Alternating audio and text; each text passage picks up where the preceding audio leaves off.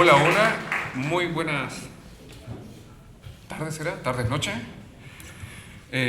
Gracias por la invitación, feliz de estar en Perú, en Lima. Hace unas horas estábamos con la doctora Laís Pinto de Carvalho a los pies de un volcán, el volcán más peligroso y activo, o sea, más activo diría yo de América del Sur, y no hemos dormido nada. Aterrizamos recién y nos vinimos para acá. Nos vestimos al lado de la cafetería de química porque los baños estaban cerrados y es lo que va quedando. Gracias por la paciencia y acompañarnos.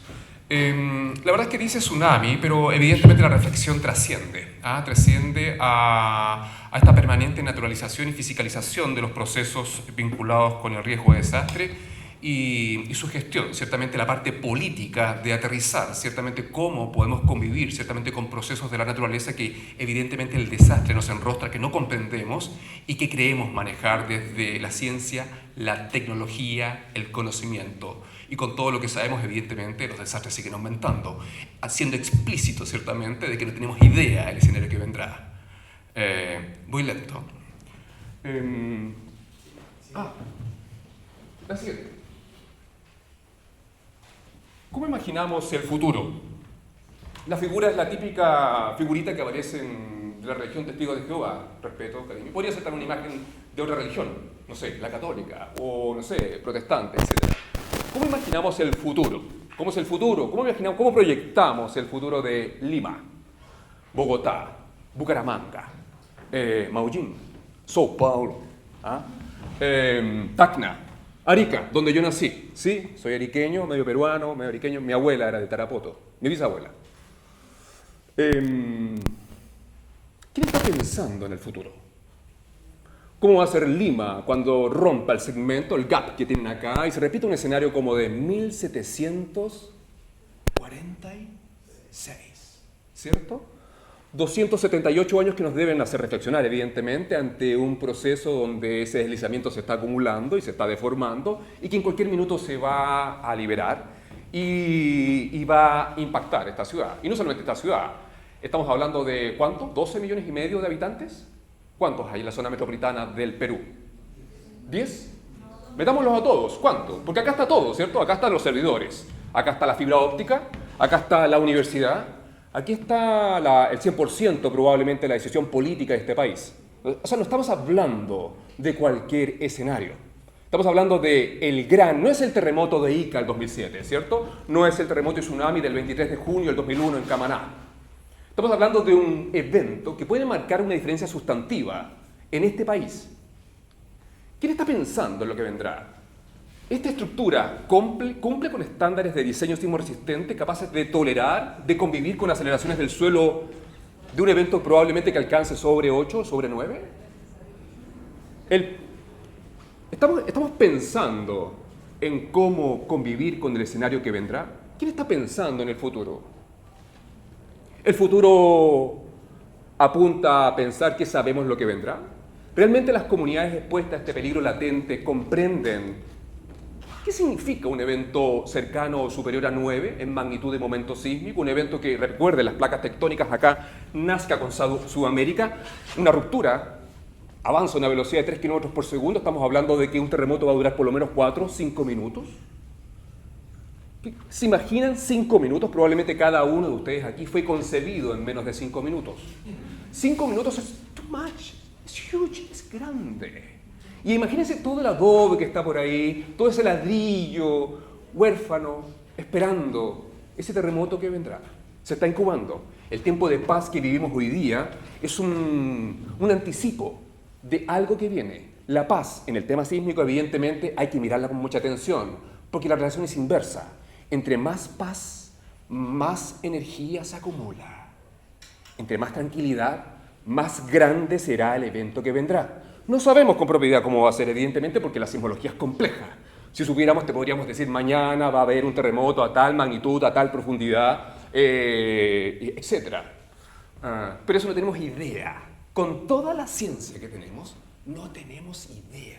Y si alguien te dice que sabe la magnitud del terremoto que vendrá, su profundidad, la altura del tsunami generado y qué día va a ocurrir, y hora, con marea alta o baja, es mentira. En rigor, en estos temas, no sabemos que no sabemos. 2 veces, ¿cierto? Y eso implica, evidentemente, trabajar en ciencia, convivir con el riesgo de desastre, con umbrales de incertidumbre y complejidad. Next, por favor. Disculpen el gráfico feo. Pero evidentemente esto nos demuestra de que estos no son mis honorarios en el tiempo, ¿cierto? Ni mis fondos para jubilar. Estos son los desastres que permanentemente siguen y siguen aumentando. Con todo lo que sabemos, con toda la ciencia, con las redes neuronales, inteligencia artificial, con el desarrollo sustentable en 1986 de la Comisión Brundtland, ciertamente en Europa, con las COP. Hemos estado en todas las COP. El próximo año nos juntamos en Brasil, ¿cierto? Perdón, en Brasil, allá vamos a estar. Con todos los doctores, postdoctores, aquí todos somos doctores, ciertamente. ¿Quién es mi Conan? ¿Quién es el Boina Negra? ¿Quién publica más? Con todo lo que sabemos, con todo el dinero que tenemos para ciencia, con todo lo que permanentemente publicamos y que leemos algunos, ciertamente, y que nos abrazamos y nos decimos, qué publicador eres, ciertamente, pero eso no baja al mundo real. Los desastres siguen aumentando. Y eso revela una forma de entender, ciertamente, el riesgo de desastre, malentendida, miope, simple. El hecho de que los desastres siguen aumentando no es porque haya más terremotos, más erupciones volcánicas o más incendios o el cambio climático humano. Es porque no lo estamos haciendo bien. Y los hechos están ahí. Sí, el neto es el aumento. Naciones Unidas habla de que de aquí al 2030 por lo menos el 40% va al aumento. O sea, hoy día un buen negocio es dedicarse al riesgo de desastre. Pero no hay ninguna señal de cambio. Y uno podría decir, pero ¿qué pasa si yo me enfermaba de gripe a principios del siglo XX y te morías? Pero hoy día nadie se muere porque la ciencia y la tecnología nos salva de la gripe. A principios del siglo XX te morías de hambre. La hambruna en el mundo era sustantiva. Hoy día sí hay hambruna, pero evidentemente tenemos mejores estándares de vida.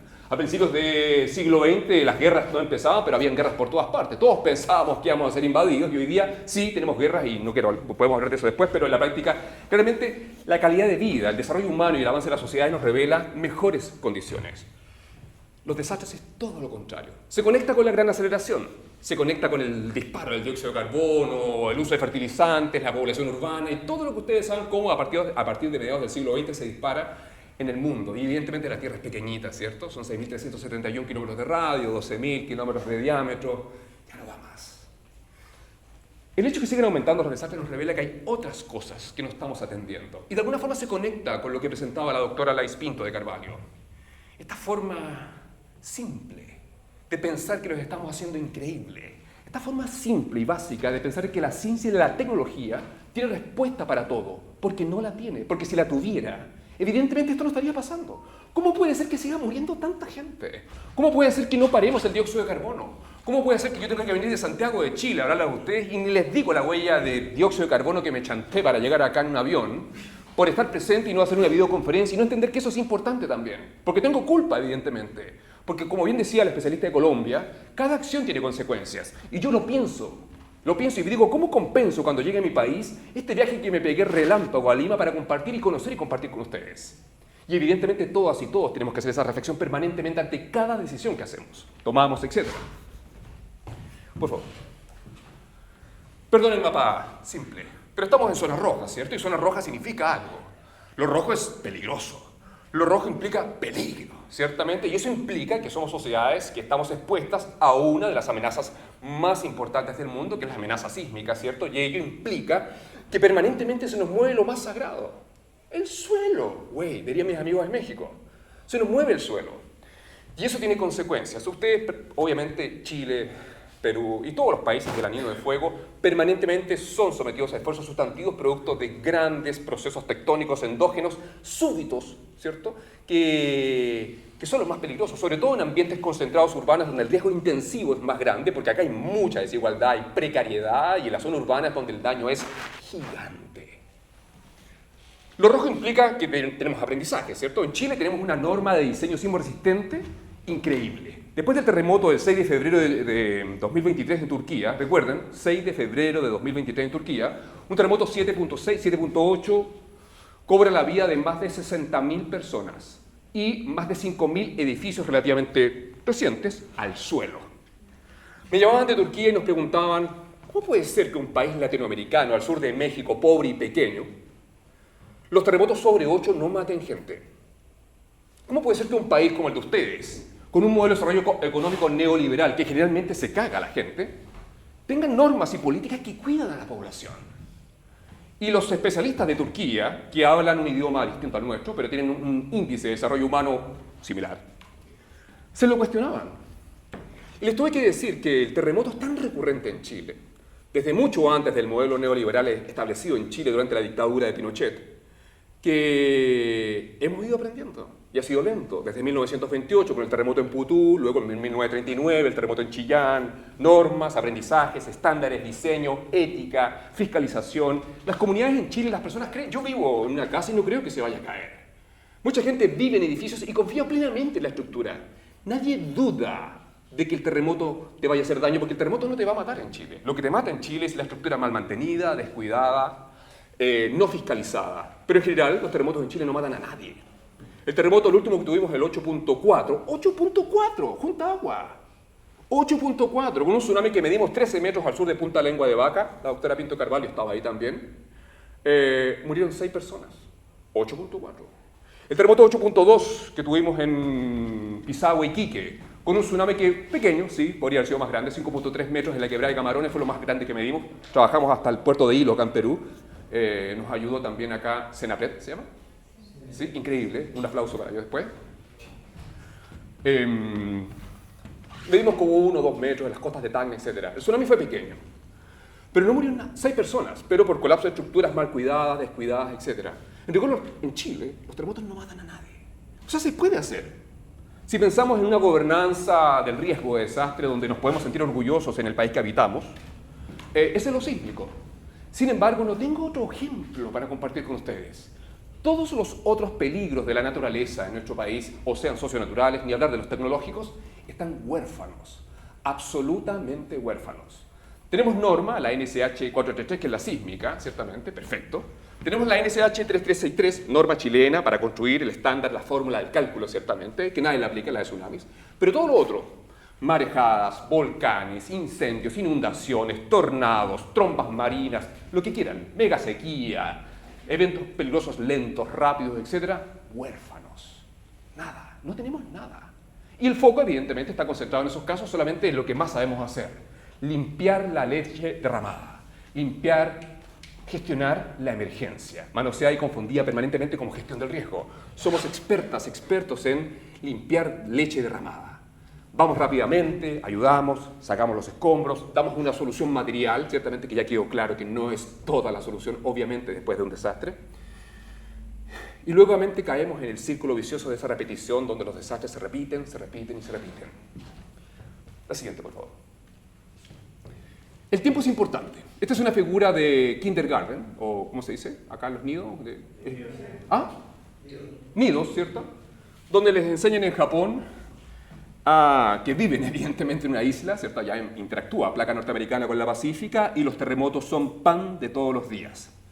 Transversalmente esos contenidos son tratados y bien sabemos que nosotros acá en Perú ciertamente estamos frente a subducción, ¿cierto? Una placa densa y pesada que subducta bajo la placa, en este caso sudamericana, y este proceso implica tiempo, implica deformación vertical, implica deformación, hay energía que se acumula acá y que se libera de forma recurrente. En este momento estamos en un periodo entre terremotos, aquí frente a la bahía, ciertamente en el mar de Grau, ciertamente frente al Callao. Estamos en un periodo intersísmico esperando que se libere esa energía que se está acumulando desde hace 278 años.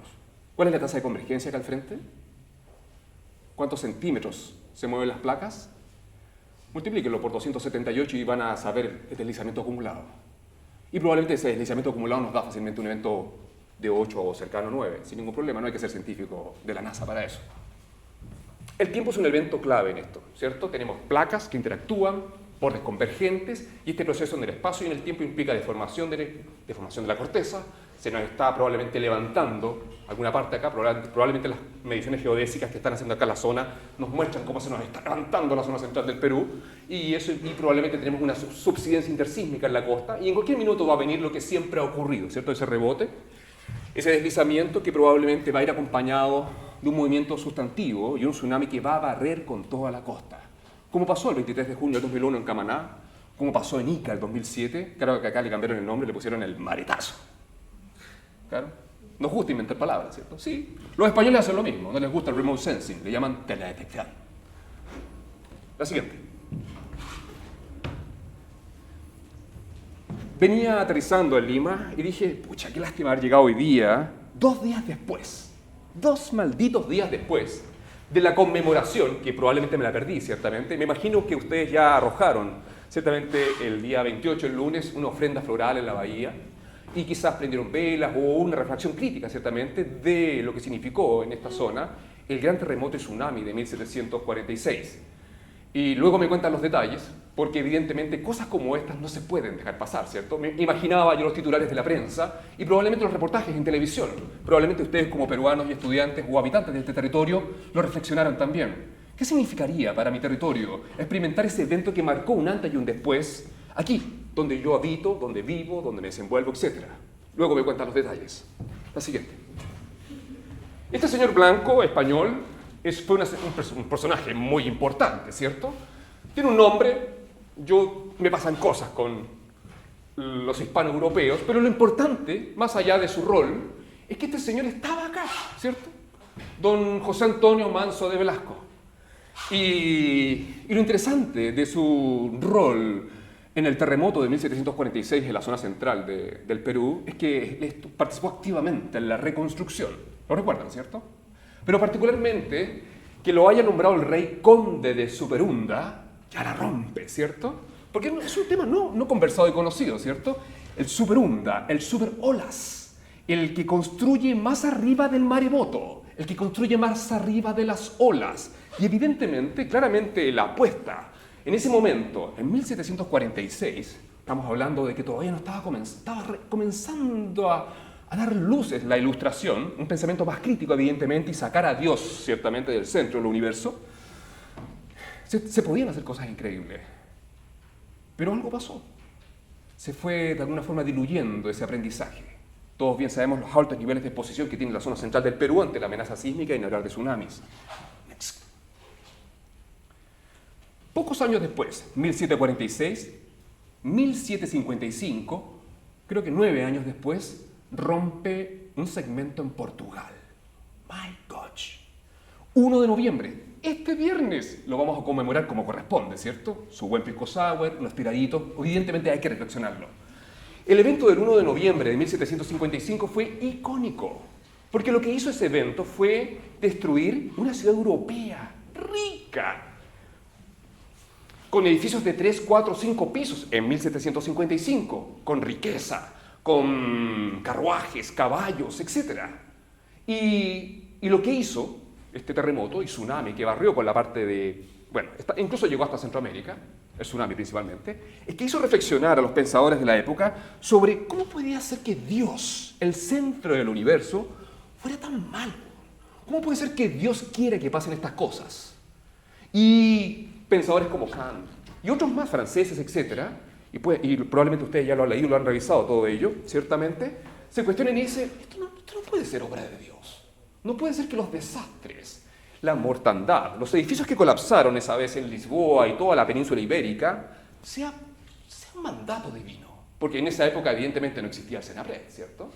El maldito era Dios, o era el castigo de Dios. Arrepiéntete, pecador. ¿Y qué significó el terremoto de Lisboa de 1755? Una revolución que construyó un pensamiento crítico y dio la base para la ilustración, que probablemente ustedes la vieron cuando tenían 12 años y quizás 13 años, etc. La ilustración, cuando se dan cuenta que Dios no es el centro del universo, ciertamente, y que las cosas no pasan porque sí, comienza ese pensamiento crítico, comienza la ciencia, que se mencionaba acá con el trabajo del STEM, por ejemplo. STEM más, ¿cierto? Más. Desde 1755, si revisan los escritos de los grandes pensadores del momento que construyeron las bases de la Ilustración, ellos ya hablan de que los desastres no son naturales.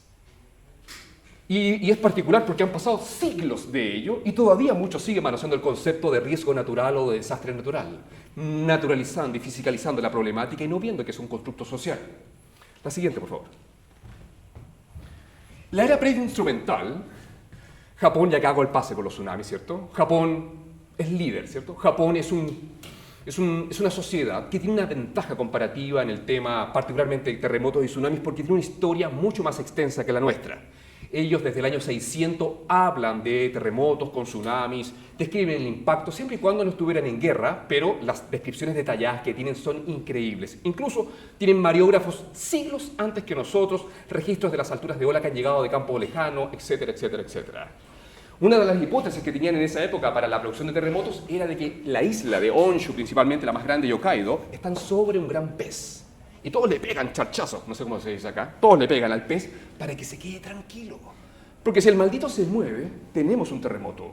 Probablemente cuando ustedes recorren las costas de Japón o van por ahí a, no sé, Raponchi Hill o a Akihabara, por ejemplo, sabrán que en Tokio, cuando uno ve un pececito, ciertamente, un namazu, está en las calles, como las señalizaciones que dice doble aquí, supermercado, etc. El namazu es símbolo de tranquilidad, es una zona segura en caso de sismo, como la señalización que vi aquí al entrar al salón. La siguiente, por favor.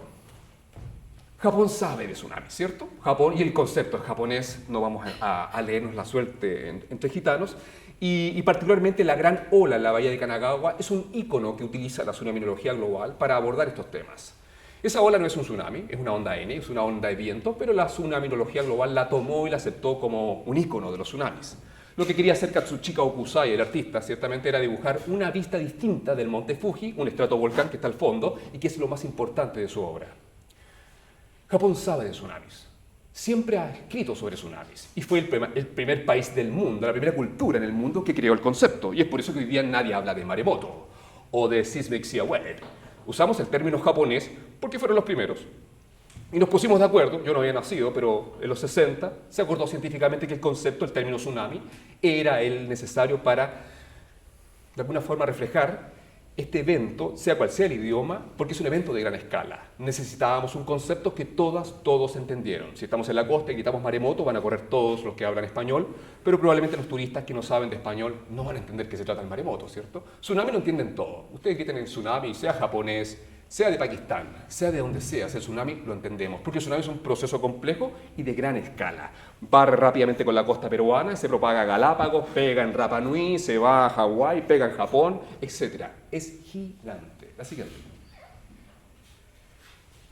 El 22 de mayo de 1960 ocurrió el terremoto más grande del mundo con registro instrumental, magnitud 9.5, y ocurrió en el centro-sur de Chile. Una ruptura de casi 1000 kilómetros de largo por 200 kilómetros de ancho, deslizamientos de placa del orden de los 40 metros. Huge, gigante. Incomprendido. Por mucho tiempo fue un evento subestimada su magnitud porque la forma que se utilizaba para calcular en esa época no era la adecuada. La onda generada barrió por el centro-sur de Chile, el tsunami me refiero, de campo cercano, y se propagó por todo el Pacífico. 18 horas después llegó a Hawái, mató a 61 hawaianos, sí, Chile en Guerra Fría mata a estadounidenses, y luego 23 horas después llega a la costa de Japón, la costa pacífica de la isla de Honshu, y cobra la vida de 144 japoneses. La fotografía corresponde a una embarcación en la bahía de Ofunato, que mira al Pacífico, y el hombre no logra entender por qué este barco quedó arriba de su casa. Eso es un tsunami chileno, es un tsunami de campo lejano, en un momento donde el Océano Pacífico no tenía un sistema de alerta temprana pacífico, donde no estábamos como comunidades, como sociedades organizados para avisarnos, te estoy enviando un tsunami. Fue gracias al terremoto gigante y tsunami de Kamchatka de 1952, el gigante del 60 en Chile en 1960 y el gigante de Alaska en 1964. Cuando hablo de gigantes hablo de terremotos sobre 9, ¿cierto? La energía sísmica se libera exponencialmente, 9 es huge, muy gigante, muy grande, y el Pacífico dijo, basta, tenemos que crear una forma de avisarnos, ciertamente, cuando venga un gran tsunami. Y ahí parte el PTWC, Pacific Tsunami Warning Center, con sede en Hawái. Somos sociedades reactivas. Tienen que pasar cosas, ciertamente, para que nos organicemos. Nadie está pensando, nadie se está anticipando a lo que podría suceder porque así no funciona. El volcán tiene que borrar sencillamente Armero para que el USGS llegue a Colombia a apoyar el monitoreo volcánico. Los mejores sismólogos, vulcanólogos que tenemos en América Latina partieron en Colombia producto de la erupción de Nevados del Ruiz. Si no hubiera sido por Nevado del Ruiz y la niñita que murió en cámara, ¿se acuerdan ustedes? Terrible la historia, no lo vean, maltrato. Implicó que el Servicio Geológico de los Estados Unidos formó y capacitó a geocientíficos colombianos y los especializó en señales volcánicas para crear los primeros vulcanólogos sismólogos en Colombia. Cuando tuvimos la erupción de 2008 en Chaitén, la presidenta Bachelet, la primera presidenta mujer de nuestro país, dijo: no puede ser que los volcanes nos sigan sorprendiendo. Vamos a crear un sistema de vigilancia volcánica. Se armó, llegaron los miles de dólares y no teníamos especialistas. Los trajimos todos de Colombia. Cuando tú vas ahora a ese centro que está en Temuco, una ciudad al sur de Chile, siempre hay un olor a buen café. Gracias a ellos se han formado muy buenas nuevas generaciones de especialistas, mujeres y hombres, que hoy día monitorean los volcanes. Y no son geocientíficos, son chicos, chicas especialistas en informática, en programación, en señales, eléctricos, computacionales. Sencillamente están monitoreando instrumentos. Y hoy día los volcanes no nos sorprenden. El volcán se avisa. Gran parte de nuestros casi 100 volcanes activos hoy día, la mayoría están siendo monitoreados y hay un seguimiento permanente. La siguiente. Sin embargo, ¿qué pasó en Japón? Del 60 al 2011 pasaron un poco más de casi 5 décadas y fueron sorprendidos por un evento que no esperaban. ¿Qué pasó en Japón? ¿Quiénes crearon los conceptos? ¿Quiénes crearon los modelos? ¿Quiénes crearon los supuestos? ¿Quiénes inventaron métodos para levantar datos? A quienes yo permanentemente seguía y más de alguna vez viajé a Japón previo a este evento para entender más sobre su conocimiento avanzado sobre estos temas. El 11 de marzo del 2011 ocurrió un terremoto gigante de magnitud 9.1 frente a las costas de Tohoku, la costa este de Honshu ciertamente, que nadie vio venir, ni los más especialistas. Mi profesor, el doctor Kenji Sotake de Tokyo University, mis amigos Masanobu Chichikura del del Servicio Geológico del Japón, mi amigo el biólogo experto en terremotos y de formación vertical, Yuki Sawai, todos doctores me decían: no teníamos idea. Si hubiera sido una época pasada, se habrían hecho el harakiri. Como me dijo el gerente general de TEPCO Electric Power, porque fuimos a Fukushima y fuimos a la fábrica, a la principal, al edificio principal en Tokio, a conversar con él para que nos explicara, porque no logramos entender por qué Japón, con todos los saberes, con todo el conocimiento, con toda la historia escrita y la prehistoria de grandes terremotos y tsunamis, instalaba plantas nucleares a orilla de mar. Al entrar a su oficina, el hombre se para, me imagino que lo haría cualquier gerente acá en Lima, y nos dice: pido perdón por los horrores cometidos. Fue lo primero que nos dijo: tomen asiento. Se echó atrás y nos contó por qué estaban ahí y por qué los modelos probabilísticos le decían que si hacían un muro de estas características. Nunca pensaron en subsidencia ecosísmica, nunca pensaron que el tsunami iba a inundar, ciertamente las bombas, todo el error. Probablemente ustedes vieron la serie, si no, váyanse. Y en Netflix está. Y todo lo que nosotros pensamos que deberían haber manejado y pensado, no lo tenían. No lo tenían. Un país que con propiedad habla de GRD, gestión del riesgo de desastre, la parte política de la reducción del riesgo de desastre. Programas increíbles. Quienes han estado en Japón lo saben, ciertamente. Sus museos, sus formas de entender. Recuerdo que un día estaba en la localidad de Shizuoka, en la prefectura de Namazu, y estoy en una escuela de los 40, 50, post Segunda Guerra Mundial, y en ese momento, evidentemente, la construyeron esa escuela muy cerca del mar. Y como estaba cerca del mar, estaba en zona de riesgo. Y no la habían relocalizado porque tenían muros gigantescos en la costa que le genera esa sensación de seguridad de que el muro, el dique, la compuerta hidráulica va a contener el tsunami. Conversaba con el director de la escuela de Namazu, y el director me dice: sí, somos una escuela antigua, pero tenemos un protocolo que en caso de un gran terremoto, estamos esperando el terremoto de Nankai, hizo noticia ahora el 1 de agosto, a principios de agosto se habrán dado cuenta que Japón, por primera vez en la historia de la humanidad, lo que va del Chutoloceno, Antropoceno, Holoceno, de una alerta temprana de probable terremoto. Eso nunca en el mundo había ocurrido. Hizo noticia y va a marcar evidentemente la forma de dar alertas en el mundo. Lo van a ver. Estábamos conversando y me dice: si hay un terremoto, rápidamente vamos a subir al 5º piso a la sala de música. Ahí tenemos un piano lacado y mientras la profesora de música toca el piano, los niños van a caer en una tranquilidad. Tenemos protocolos para ello.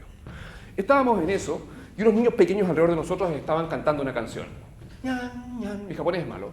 Y yo le digo al director: ¿qué cantan los niños? Niñas, niños, niñeces.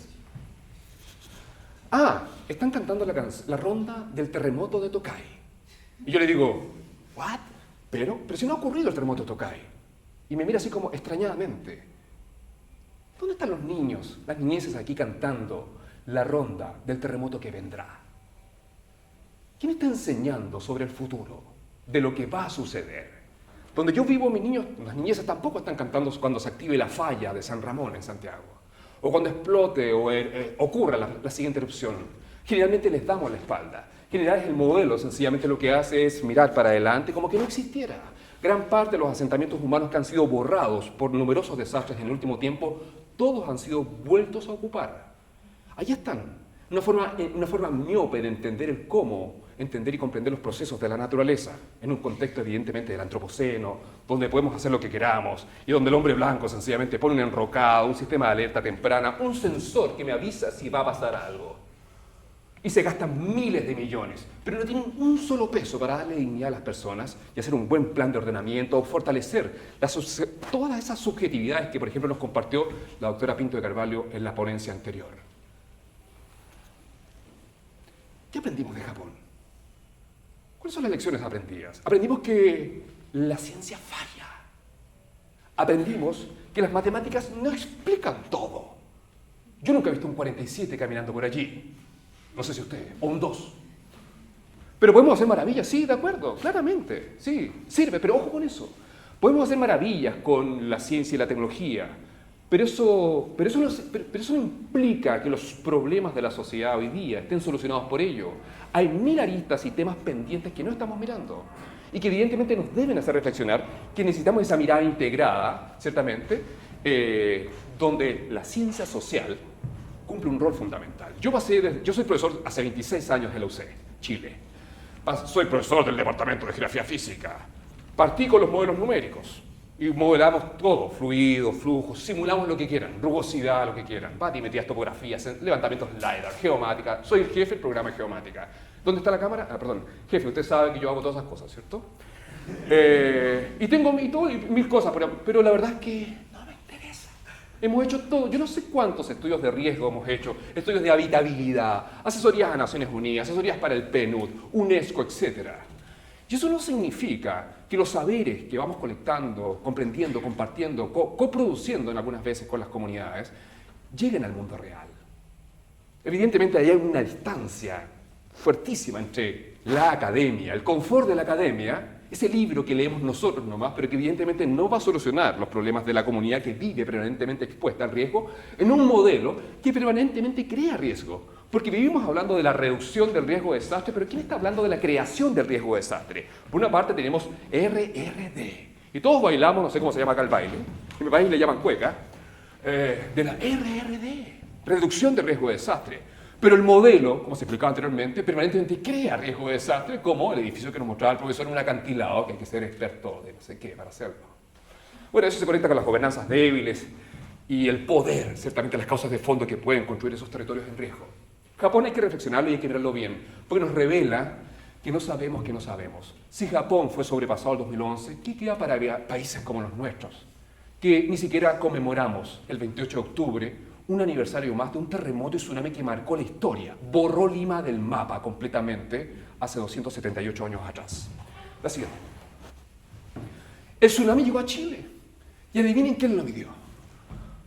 No es fácil, es largo Chile. Fue harto trabajo. Tal como nosotros mandamos tsunamis a Japón, Japón nos manda tsunamis. Es recíproco. Independiente que ocurra en algún momento el terremoto frente a las costas de aquí, de la zona central del Perú, Lima. También puede llegar de Nueva Zelanda o de Kamchatka. Va a llegar igual y siempre va a llegar. Y no sabemos cómo va a ser. Esa mirada permanente de pensar que podemos comprender el escenario que vendrá es una mirada también patriarcal.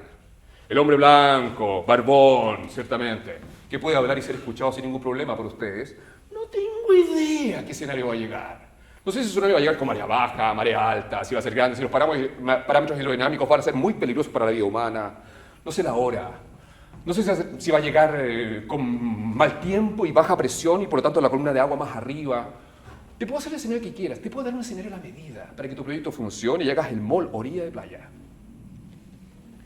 Vivimos mirando el peligro desde la amenaza, pero evidentemente los hechos nos revelan que tenemos que dar vuelta a esa mirada, una mirada bifocal que nos permita entender de que lo que sí sabemos es dónde está la exposición y dónde están las vulnerabilidades que permanentemente el modelo de desarrollo construye, ¿Dónde está esa susceptibilidad, esa posibilidad de afectación? Eso sí lo sabemos. Sabemos que la gente que vive aquí, allá, acá, tiene problemas. Sabemos dónde, evidentemente, no deberías estar localizado. Y desde las geografías, evidentemente, eso sí lo sabemos y es concreto.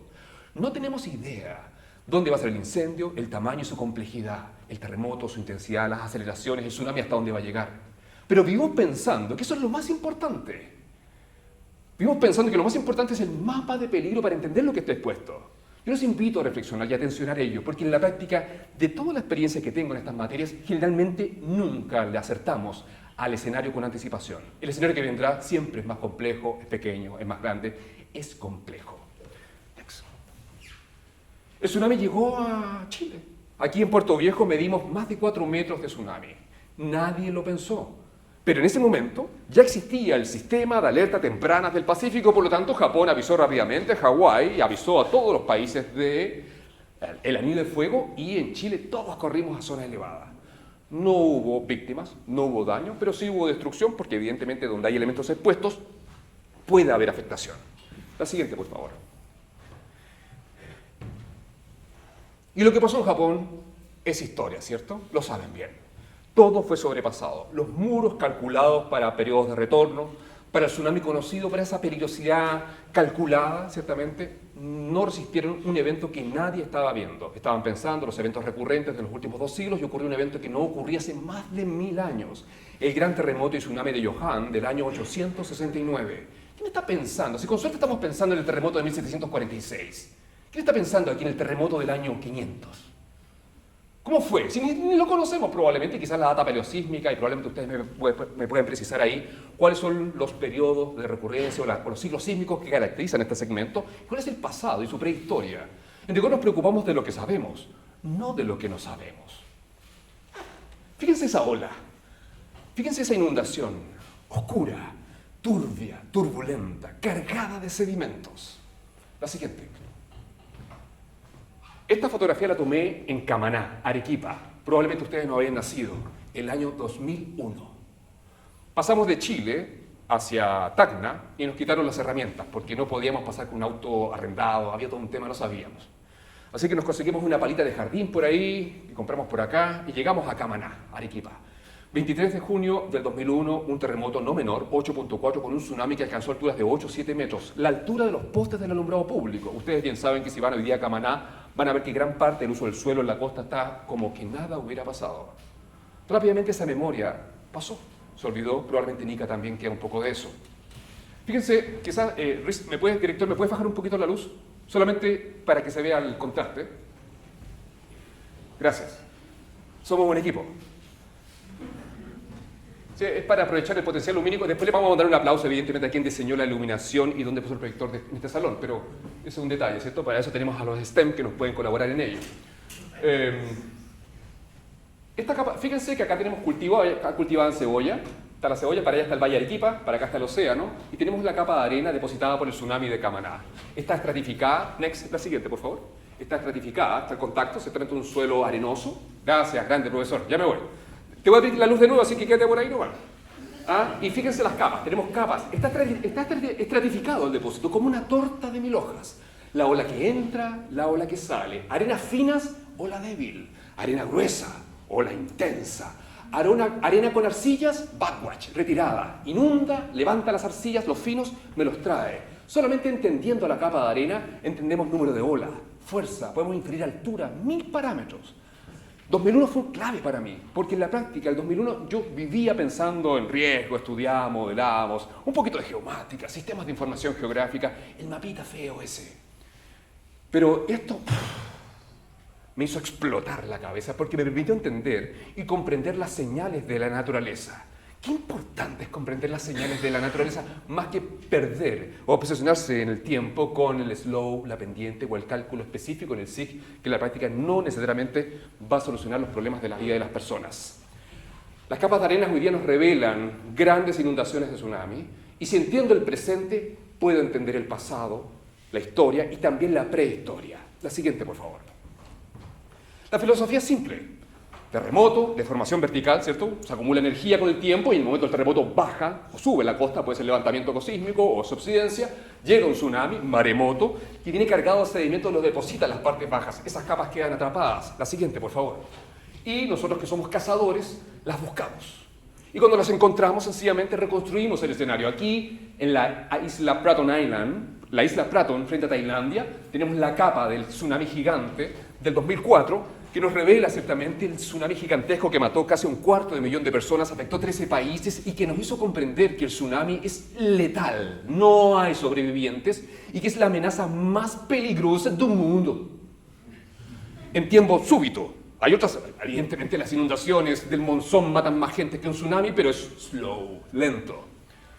Y fíjense abajo, los isótopos radioactivos nos dicen que, o el carbono 14 nos dice que 600 años antes, acá cada barrita tiene 10 centímetros. Acá está el suelo del 26 de diciembre del 2004, previo al terremoto gigante 9.1 de Sumatra Andaman, que cobró la vida de 250.000 de personas. A 10, 20, 30 centímetros, este porte, estaba la capa que nos revelaba el evento anterior. Pero nadie lo sabía, porque el evento había ocurrido hace 6 siglos antes que llegaran los holandeses y la escritura. Y a ni un geocientífico o geocientífica se le había ocurrido hacer una excavación con un palito que me costó, no sé, ¿cuánto será un sol? $1. ¿Ah? La brochita, $2. La palita, que son palas de la Segunda Guerra Mundial, nos costaron, no sé ya, ponele $20. Esa es la ciencia. Y lo más caro acá es datar, ¿cierto? Tomar una muestra de materia orgánica, mandarla a datar a un laboratorio, Beta Analytic en Miami, que te diga que, mira, esto probablemente ocurrió en este rango, ciertamente. Y tener una fecha que nos permita entender recurrencia. Esto fue tan importante que fue portada de la revista Nature, que es la revista más importante del planeta. La siguiente. Y esto es Chile. Y es lo mismo, también, Nature, portada. El terremoto de 1960 deformó las costas, depositó una capa de arena arriba, pero fíjense como un código de barras nos revela recurrencia. El evento no es casual, ocurren. Estamos esperando hoy día que nuevamente una capa cubra la superficie y nos revele un hecho que siempre ha ocurrido. Pero en la práctica, ¿quién está pensando en ello? ¿Quién está pensando en el futuro, en el evento que vendrá? ¿Y cómo la memoria nos permite fortalecer resiliencia? ¿Quién trabaja la memoria? ¿Y cómo desde las geografías y la multidisciplina fortalecemos algo tan simple que podría parecer, la memoria? Pucha, qué importante la memoria. El recuerdo, el no olvidar, el fijar ese detalle fino que puede marcar la diferencia cuando ocurre un evento, evidentemente, que sencillamente se transforme en un disruptor del día a día, de tu vida, de tu hogar, como se mencionaba en la presentación anterior. La siguiente, por favor. La comunidad mapuche, tal como ustedes tienen pueblos originarios, toda América Latina los tiene, ¿cierto? Y los mapuches nuestros también tienen historias y cosmovisiones que explican procesos importantes de la naturaleza. Pero ellos, a diferencia del hombre blanco, ellos no viven en zonas de peligro. Esta es la historia de las serpientes Caicay y Tren Bilú. Bilú significa serpiente en mapuche. Tren es una serpiente que cuida a la gente, la cuidadora. Y Caicay es la serpiente mala, de la inundación, del maremoto o tsunami, la que te quiere botar al suelo, la que te quiere ahogar, la que te quiere sepultar, quemar. Y cuando ocurre eso, Tren emite un ruido ensordecedor y toda la gente corre a salvarse en las alturas. Caicay y Tren Bilú es una serpiente que la encuentran en cualquier textil mapuche por todas partes. Y el pueblo mapuche no construye en zonas de peligro, no como el hombre blanco, no como nosotros, que creemos comprender los procesos de la naturaleza, pero el desastre nos revela que no comprendemos absolutamente nada. Y esa mirada antropocéntrica evidentemente es necesario cambiarla, pero eso es un trabajo gigante.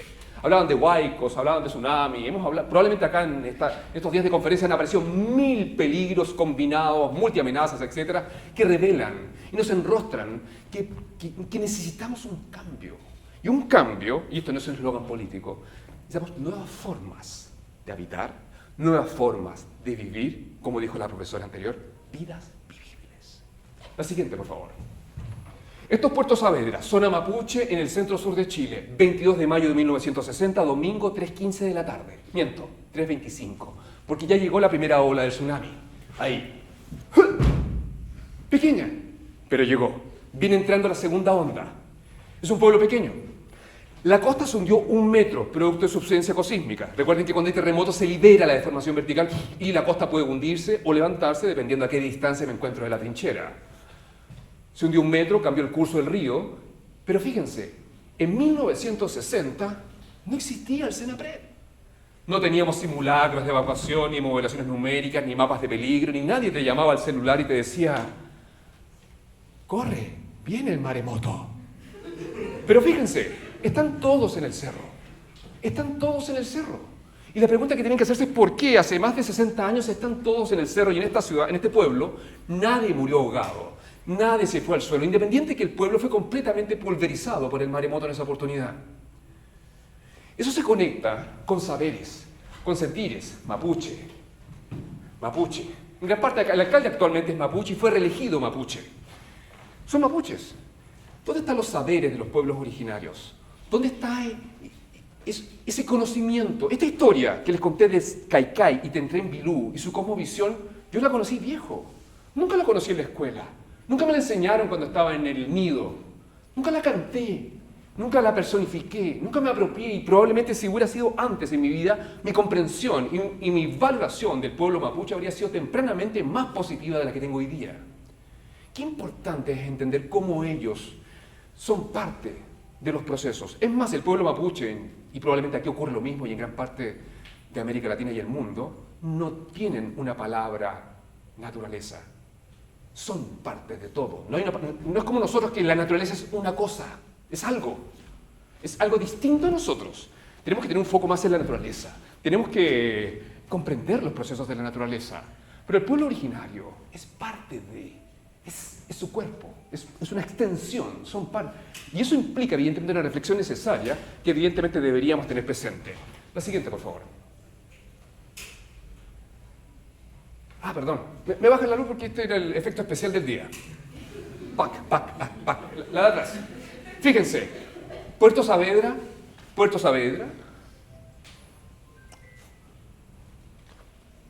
La siguiente. Y salió rápido. Puerto Saavedra se quedó ahí mismo. El pueblo fue completamente pulverizado, destruido, pero el pueblo se quedó ahí mismo. Y hoy día, cuando ustedes recorren Puerto Saavedra, las personas que habitan el lugar cargan ese peso, esa historia de que cada vez que se mueve el suelo con pequeños movimientos del suelo, temblores o etcétera, recuerdan lo que pasó en 1960. Tuvimos una oportunidad de acompañar, de relocalizar, de dar garantías de habitar territorios dignos y seguros, pero nunca se ha hecho. Y este es un ejemplo de hace 60 años. Les podría mostrar ejemplos de ahora, o como mostró la profesora Pinto de Carvalho en el 2008, de la erupción del Chaitén. En la práctica, los aprendizajes del cómo convivir con el riesgo de desastre, sea relocalización, sea vivir con el riesgo, son temas que todavía tenemos pendientes. Gran parte de todo está en el manejo y la gestión de la emergencia, en el manejo y la gestión del desastre, y nos lavamos la boca y manejamos conceptos, pero en la práctica, en el fondo, sencillamente todo lo otro está por hacer. Y eso implica una gigantesca oportunidad para todas y todos nosotros para, evidentemente, abordar con nuevas formas la comprensión del riesgo de desastre. La siguiente. Maullín es un asentamiento humano que fue ampliamente afectado por este tsunami. Murieron más de 100 personas, para pueblos pequeños eso significativos. Fíjense, el terremoto no botó ninguna casa. El 9.5, que duró más de 5 minutos, no botó nada. La vivienda de madera se comporta bien, resiste y está construida con una técnica que le llaman allá teja chilota. Sin embargo, el tsunami fue el que mató a la gente. El terremoto en general no mata a personas si las cosas están bien hechas. El tsunami, los efectos que acompañan colateralmente al terremoto son los peligrosos porque evidentemente no están normados, no son comprendidos. ¿Qué hacemos con estos asentamientos humanos que fueron borrados por grandes tsunamis y que hoy día están ampliamente habitados? La siguiente, por favor. Ellos son niños de Maullín. Están en un lugar donde no hay nada que hacer. Nada que hacer.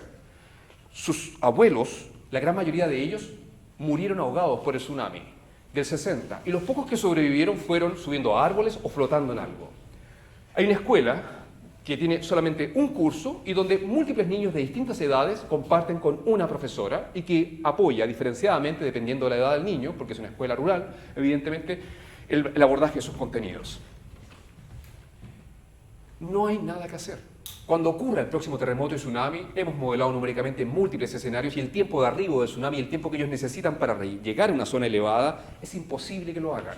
El alcalde del pueblo me decía, lo tengo solucionado, Marcelo, voy a tener un bus escolar permanentemente con el motor andando para que durante todo el año los niños tengan una oportunidad de salvarse.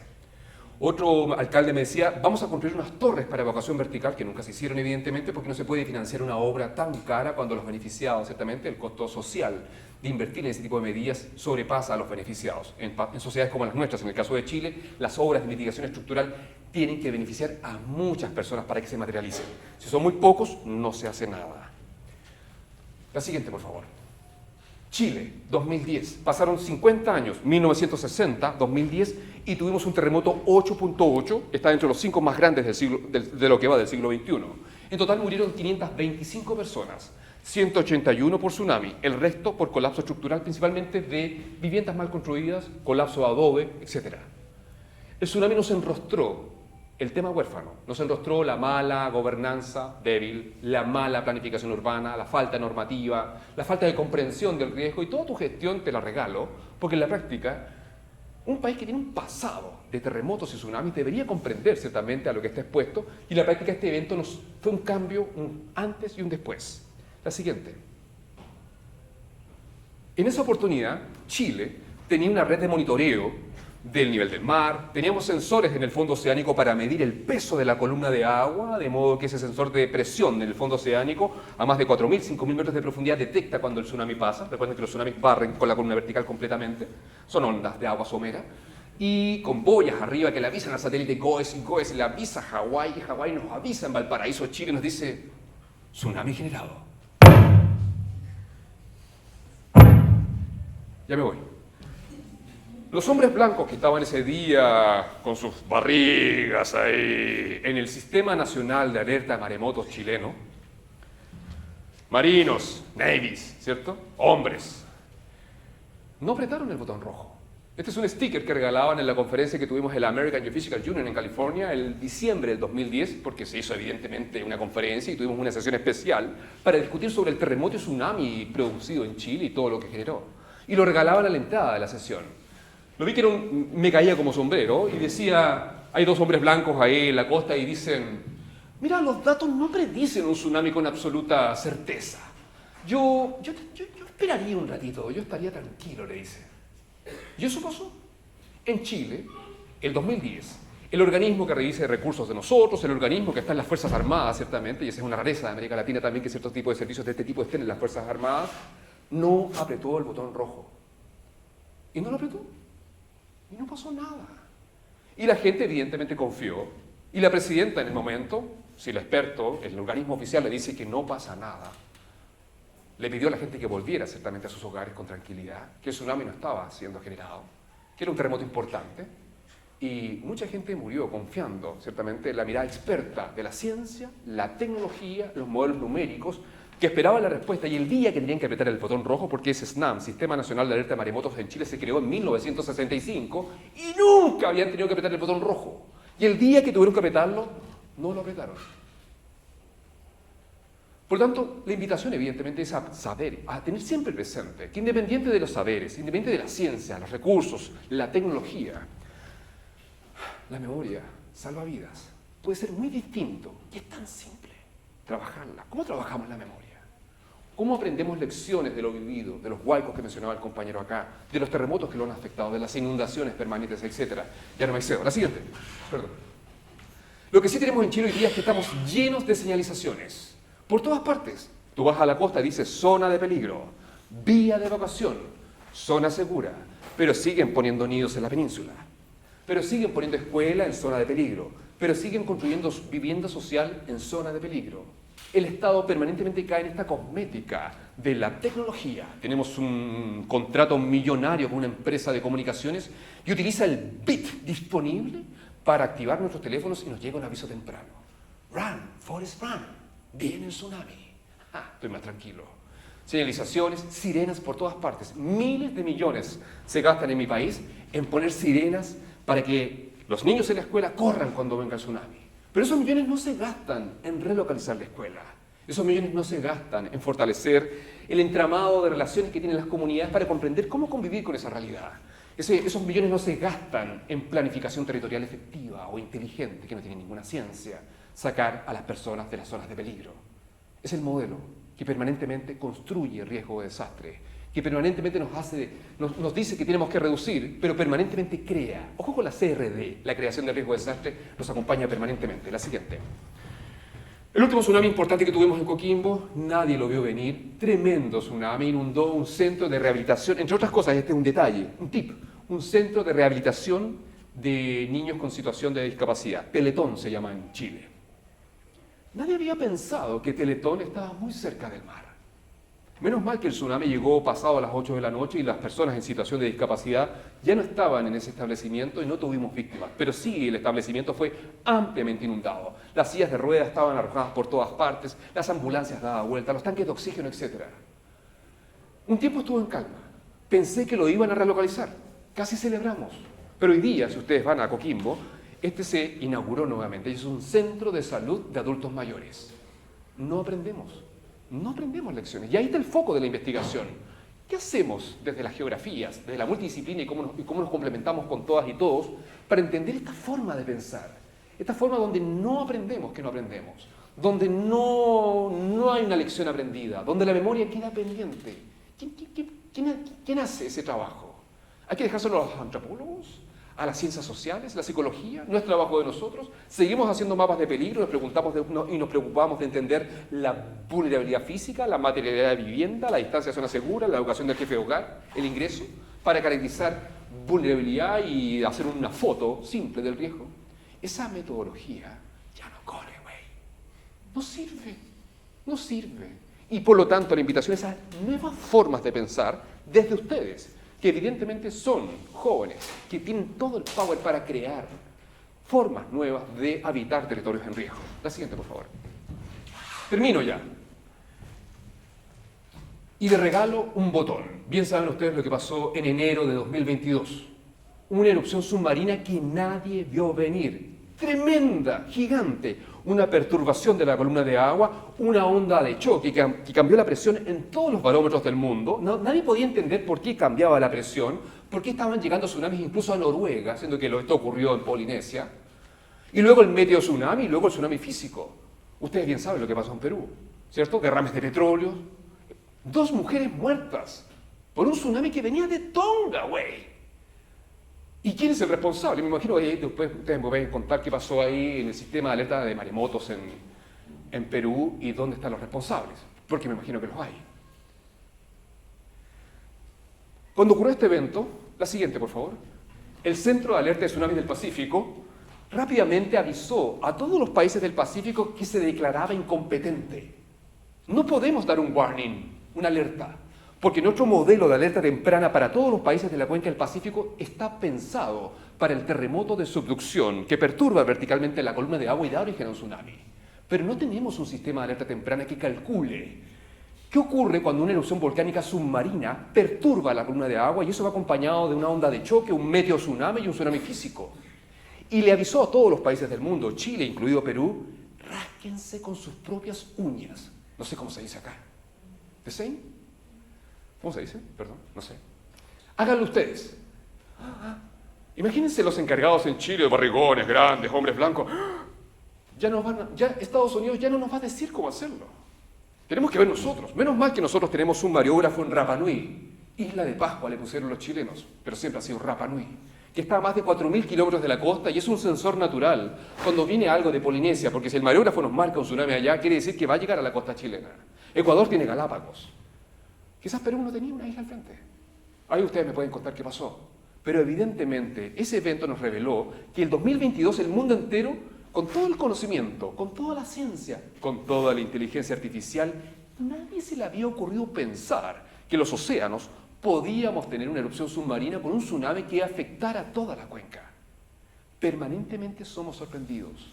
Hoy día la sorpresa es la nueva normalidad. ¿Cómo convivimos con eso? La siguiente, por favor. Terminando ya. Debemos terminar con el círculo. En la práctica se repite la siguiente: desastre, respuesta, recuperación, donde la recuperación puede ser... ¿Cuánto dura una recuperación? La profesora Pinto de Carvalho nos decía que la erupción fue el 2008 y todavía, a principios de este año, las personas, y particularmente las mujeres, sienten ese peso, esa capa de cemento encima. ¿Cuánto dura la recuperación? La siguiente, este círculo vicioso nos marca permanentemente. Estamos esperando el próximo desastre. Permanentemente desastre, Perú ayuda a la comunidad, Chile ayuda a la comunidad, vamos, el subsidio, el bono, etc. Algo estamos haciendo mal y alguien tiene que ponerlo en tensión. La siguiente. El riesgo es un desafío complejo. Y ese es el gran tema y la oportunidad que tenemos hoy día.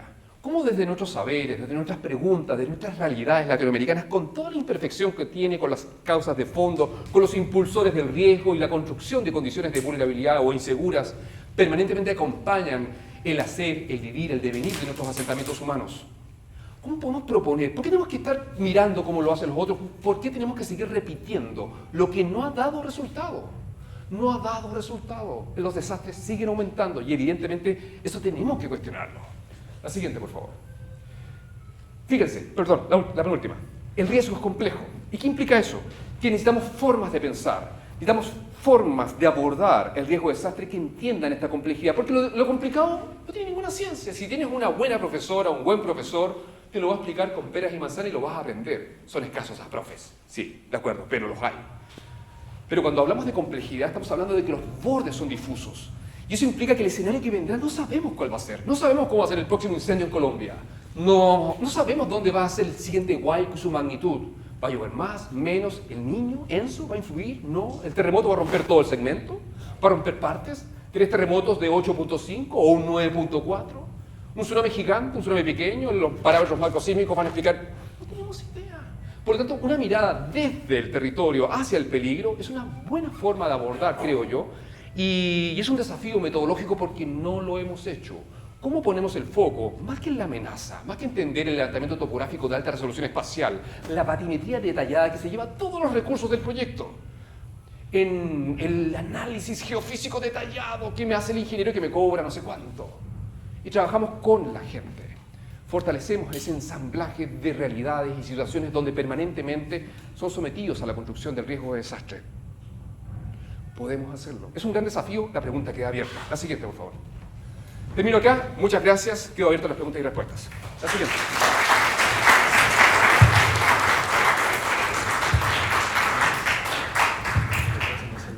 Muchas gracias, Marcelo. Adelante.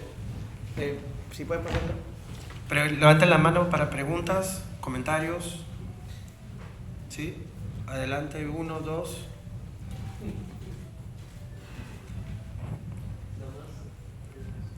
Muy buenas noches a todos los presentes. Felicito porque sigan acá todavía en la guerra, ¿no? La guerra permanente.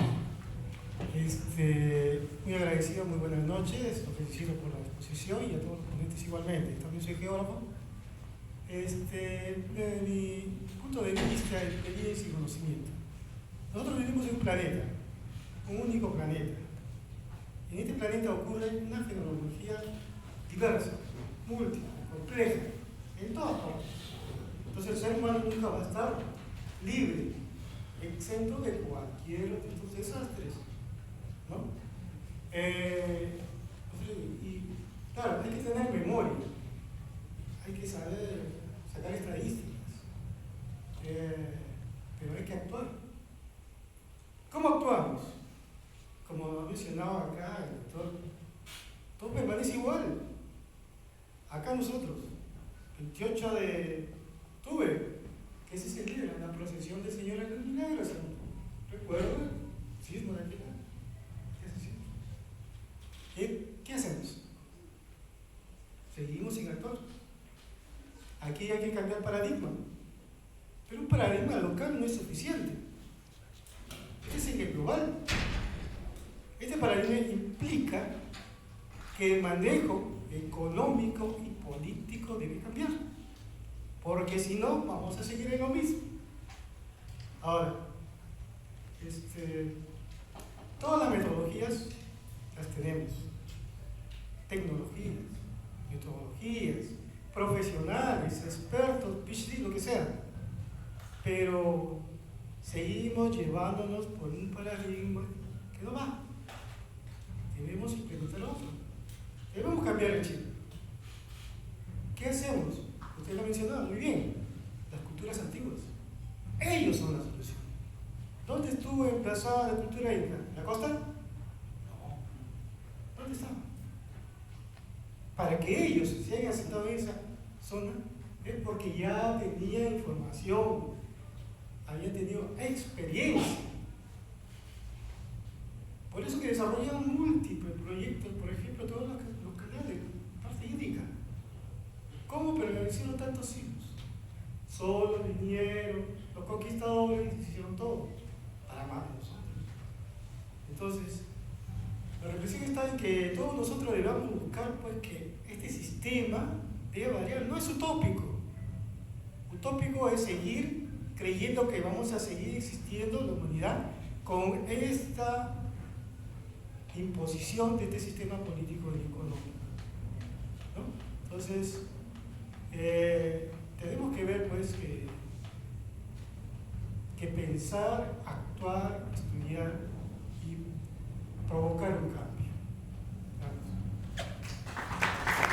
Muchas gracias, profesor, en plena sintonía con todo lo dicho. Y ustedes son agentes de cambio. Y no quiero decir que ustedes son el futuro, ¿cierto? No hay presente. O sea, no hay futuro sin presente, es ahora. Y yo, como un adulto ya a punto de jubilar, me quedan como 15 años para jubilar, me queda poco, dimos 1000 peleas, seguimos dándolas. Y es difícil. Pero a ustedes les va a tocar el cambio, porque evidentemente, como bien se ha explicado acá, el cambio climático va a cambiar y ya lo está cambiando, todos los patrones de exposición. Y por lo tanto, hoy día, si estaba seguro aquí, ya no estáis segura ahí. Y por lo tanto, ustedes van a tener desafíos sustantivos en su futuro profesional y todos los trabajos que vendrán. Por lo tanto, se viene, y se viene difícil. No va a ser fácil. Pero por lo menos está esa semilla de entender de que como lo estamos haciendo, ya no funciona. Y rescatando las palabras del profesor, ese cambio es necesario y urgente. Gracias, profesor.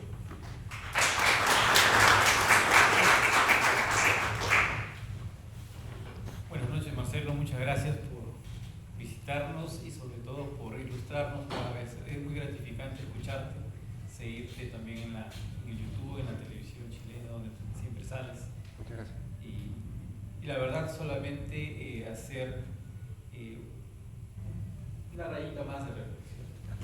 Mientras tú estabas hablando, un compañero me envió un mensaje. Y este mensaje dice: súmate tú también. Simulacro Nacional Multipeligro ante sismo y peligros asociados. Martes 5 de noviembre, 8 p.m. Estos anuncios son recurrentes. Hay simulacros de sismos que siempre los hacen a las 10 de la mañana, los hacen a las 3 de la tarde, a las 8 de la noche.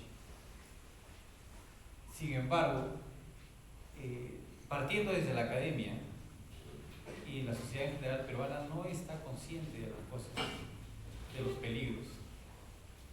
Muchas veces hay simulacros y la gente sigue trabajando. Los académicos siguen dictando las clases en el momento del simulacro.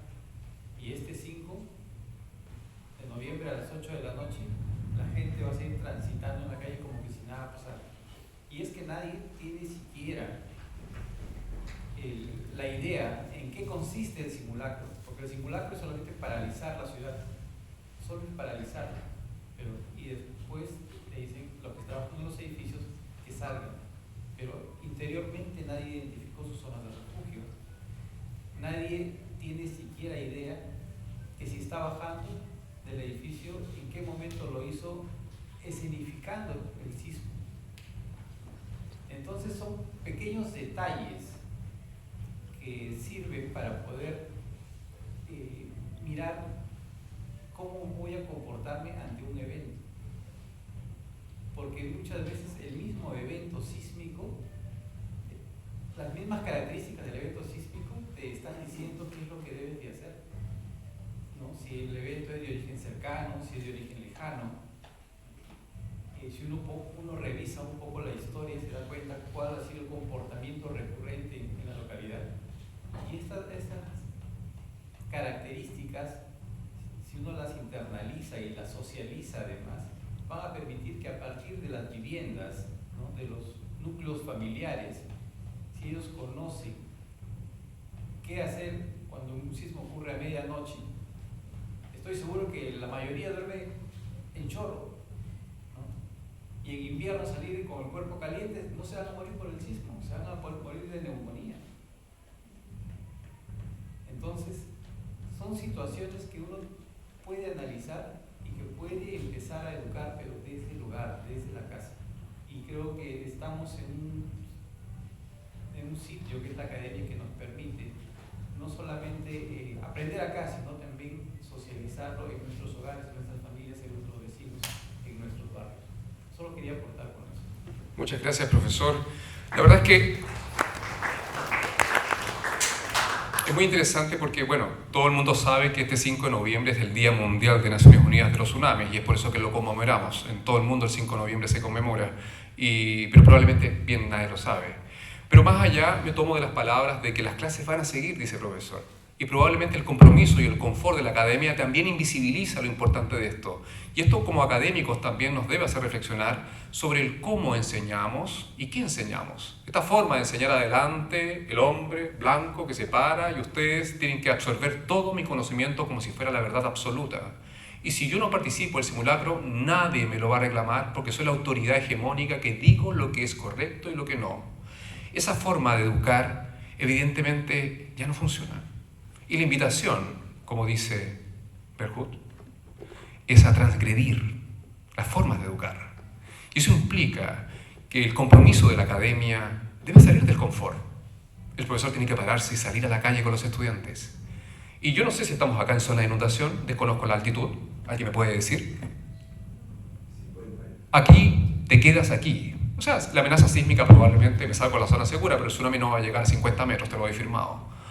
Pero independiente si está en la costa, evidentemente, o en zonas o trabajo de campo, la conducta, evidentemente, y el ejemplo que tiene que dar la academia es a participar. ¿Dónde está el compromiso permanente de que el contenido de estas materias sea tratado para nuestros estudiantes? ¿Dónde está la lucha activa, ciertamente, de la academia en que estos contenidos sean entregados en el currículum de los nidos, de básica, media, etc.?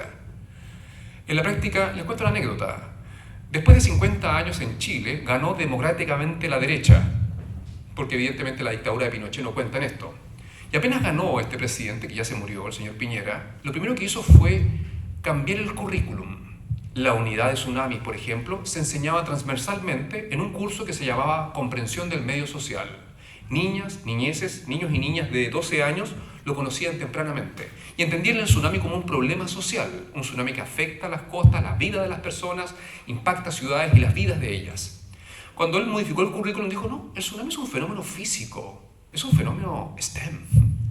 Lo debe tratar física, no ciencias sociales. Fragmentó el conocimiento porque es una onda. El tsunami se comporta como una onda, con longitud de onda, con frecuencia, y por lo tanto lo tienen que enseñar en física. Y desde ese día hasta hoy día estamos haciendo una nueva reforma, es para que los tsunamis nuevamente vuelvan a ciencias sociales y no le enseñe la profesora o el profesor de física. Y no porque esté mal que lo enseñe, es porque, como bien decía nuestra especialista de Colombia, esa mirada fragmentada, disciplinar de los contenidos ya no va. Y evidentemente hoy día, cuando me invitan profesores y profesoras a hablar sobre tsunamis a las escuelas en Chile, me piden que hable del parámetro físico, geométrico y la propagación del tsunami. Pero ya no me preguntan sobre cómo impacta la vida de las personas y los asentamientos humanos costeros y cómo conviven con ese riesgo. Por lo tanto, ¿cuál es el compromiso de la academia para permear permanentemente la discusión de un currículum que tiene que ser democrático, que tiene que ser pedagógico, que tiene que ser acompañado para que los profesores puedan enseñar estos temas, para que se discuta, para que aprendan, para que tengan buenos ejemplos y que el ciudadano sencillamente participe? Porque si no participa, la pregunta que hay que hacerse es ¿por qué no participa? Y esa es una pregunta de investigación. ¿Y por qué el profesorado no participa? Esa es una pregunta de tesis. ¿Y por qué el currículum, esto se enseña, pero las comunidades no se apropian de ello? ¿Se enseña con la profundidad adecuada? ¿Es muy críptico? ¿Es muy cuantitativo? Son preguntas de investigación que sería interesante responder. Por lo tanto, este 5 de noviembre se conmemora el Día del Tsunami. Tenemos una actividad también acá en Lima. Yo dicto la conferencia en línea porque no puedo seguir todos los días en Lima. Me encantaría, ¿cierto? Por un sour, cualquier cosa uno haría. Pero gracias, profesor, por su reflexión.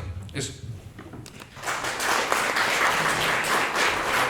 Disculpa, yo quería hacer una última consulta. Bueno, agradezco mucho la participación de los ponentes internacionales. De verdad verdad que ha sido una mirada bastante refrescante para todas las ponencias que hemos tenido durante estos días. Y bueno, y un poco también el hecho de cuán importante es la memoria y contemplar el factor social en la evaluación de la gestión de riesgos de desastres, porque durante toda esta parte de la conferencia, si bien la parte física es muy importante, pero al final no termina siendo una evaluación integral de la gestión como tal, porque muchas veces en la recuperación no se toma en cuenta el valor y la proporción que tienen las comunidades con sus territorios, ¿no? Y este termina siendo desplazado a propósito de uno de los comentarios de los profesores. Me venía mucho a la mente como, por ejemplo, era una pregunta que tenía también por ahí con las comunidades, cuando se les daba este incentivo económico a los jefes de hogar considerados hombres en su mayoría, generó algún conflicto, digamos, físico con las mujeres. ¿Por qué la pregunta al respecto? Sucede que durante el COVID, ¿no? Como parte de las políticas de Estado para las personas, los pueblos indígenas, originarios, digamos así, de la Amazonía, se les dio un presupuesto para que puedan ser apoyados en la alimentación a los jefes de hogar. Muchas veces estos jefes de hogar no pertenecían a este núcleo cercano. Entonces dijeron, ok, estas personas no utilizan el dinero para la familia, hacen otras cosas, volvamos a dar entonces a las mujeres. ¿Y qué generó esto? Violencia doméstica.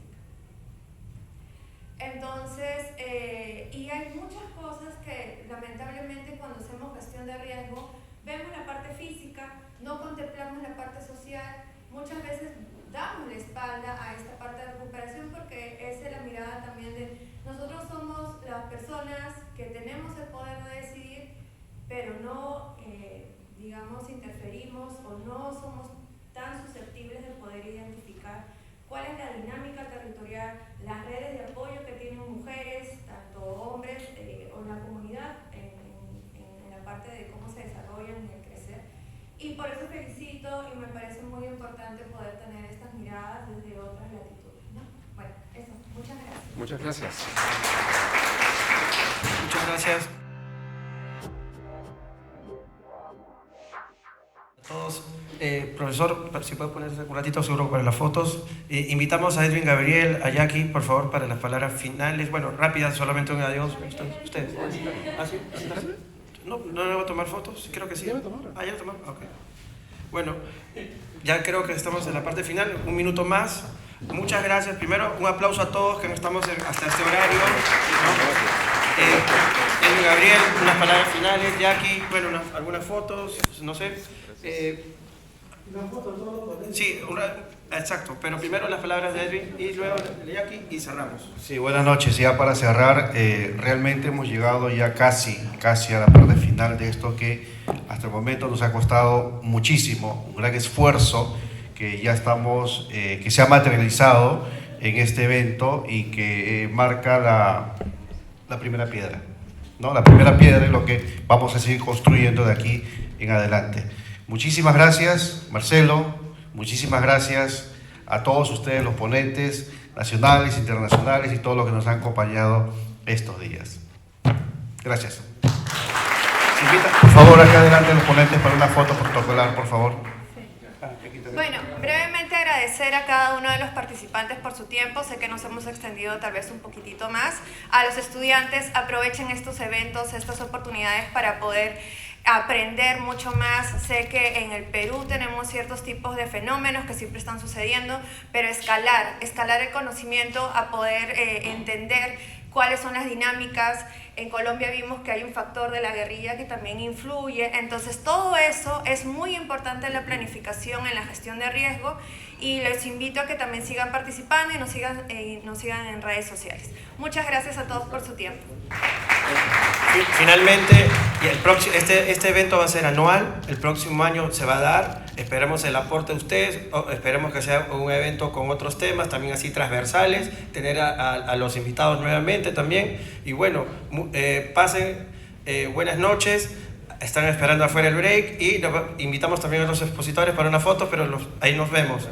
Ya. Y no se olviden que mañana el trabajo de campo, El punto de encuentro 9 de la mañana, el Larcomar, Costa Verde, Barranco, hasta la 1 de la tarde aproximadamente. Buenas noches. Gracias.